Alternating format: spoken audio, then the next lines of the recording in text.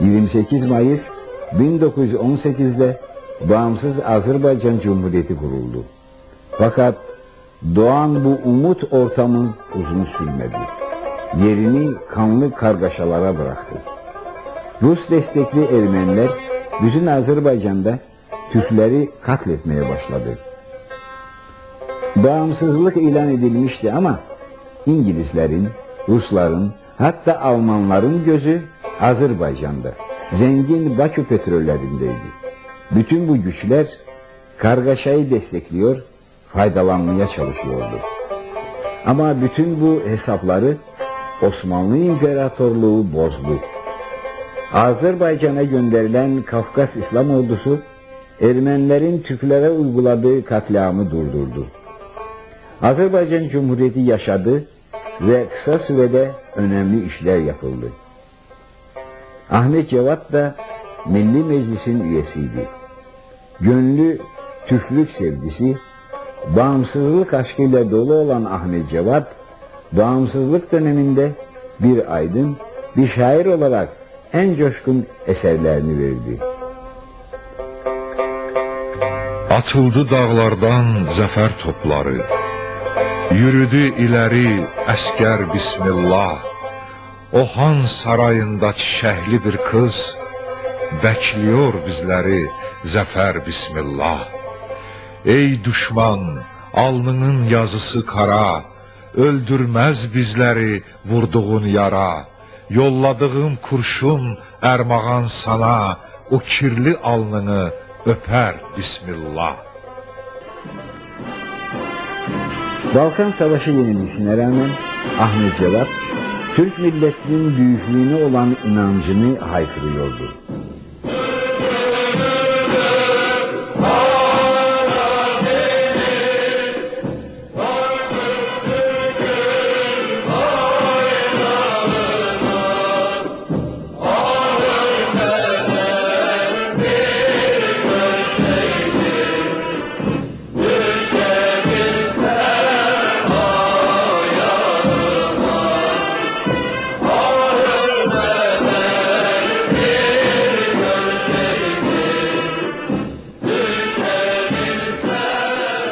Çırpınırdın Karadeniz bakıp Türk'ün bayrağına. Adeten şairler yazırlar ki bayrak deniz kimi dalgalanırdı. Ama Ahmet Cevat deyir ki deniz, Karadeniz, Türk'ün bayrağına bakıp dalgalanırdı. Bu böyle poetik, yani edebiyatı biraz bilen adam için bu çok böyle Füzuli seviyesinde bir poetik bir obrazdı.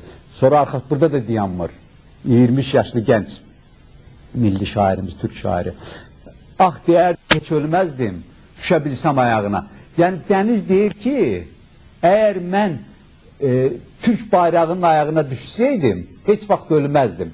Yani şairin deməlindən belə çıxır ki, deniz ölərdi, deniz yok olup gidecek ama Türk'ün bayrağı həmişə yaşayır ve deniz ancaq o vaxt, Karadeniz o vaxt yaşayabilir ki, Türk'ün bayrağının altında olsun. Bu cür poetik deyim, dünya edebiyatında ben İngilizceden de çevirmeler yapmışam, Rus dilinde de çok. Dünya edebiyatının en meşhur Nobel mükafatları almış bütün şairlerin demək olar ki, əksəriyyətini oxumuşam və tərcümə etmişəm. Bu səviyyədə düşüncə 23 yaşlı Türk gəncinin, Türk şairinin düşüncəsi dünyanın hiçbir yerinde yoktur.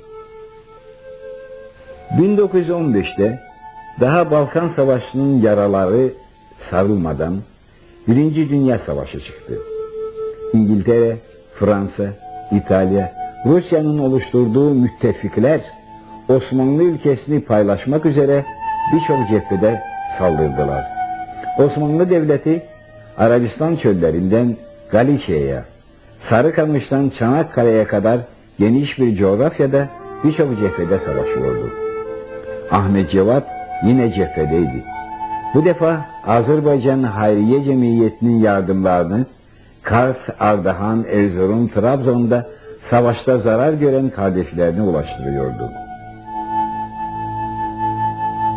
Vicdanım emretti, imdada geldim. Mazlum sesi duydum, mən dada geldim.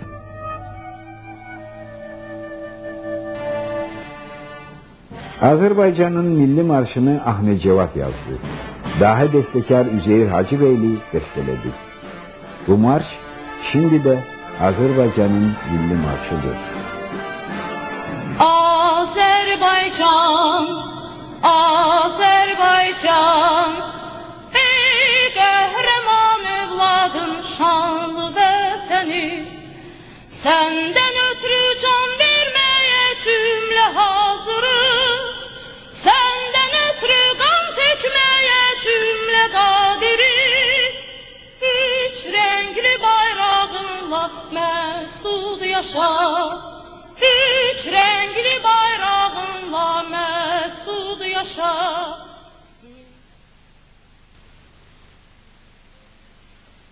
Əzbərlə, yox et, zamanı gəlincə açıqla, dedi şair.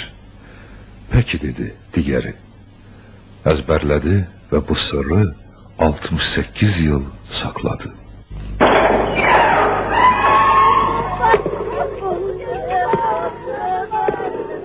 Əzbərlə deyən şair bir yıl sonra Sovet həbsxanasında öldürüldü.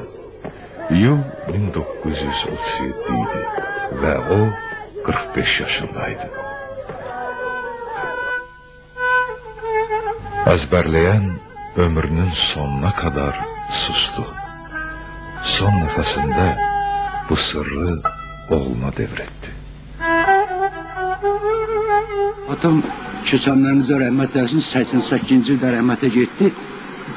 Bir il yarım qalmış, bilir ki, məndə şeir həvəskarım. Dedi, oğul, belə bir şey var. Mən deyim, sən yadında saxla, yad götür, nə varsan qayıb. Hələ onda Sovet də almamışdı. Qoydursun. Birdən itib batar. Əzbərlədim şeiri qaldı yadında.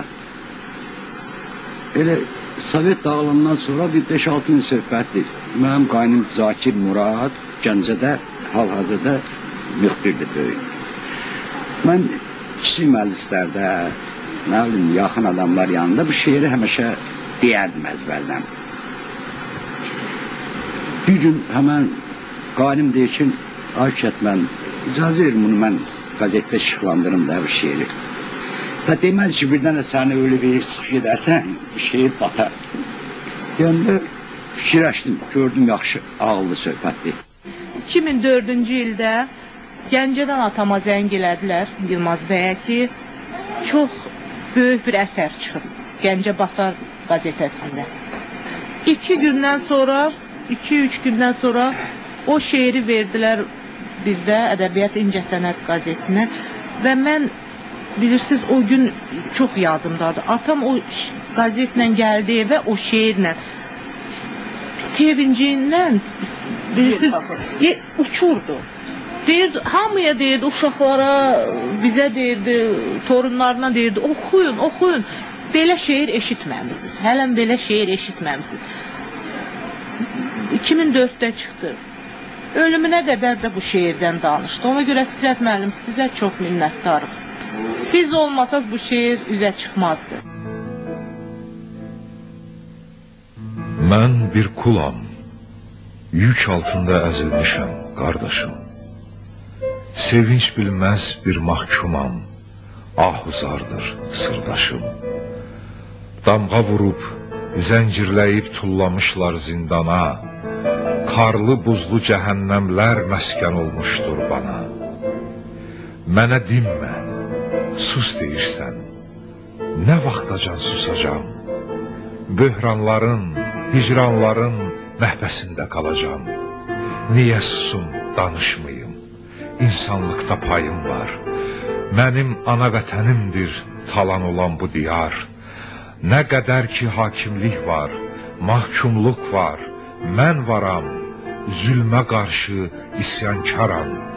Əzilsəm də susmaram.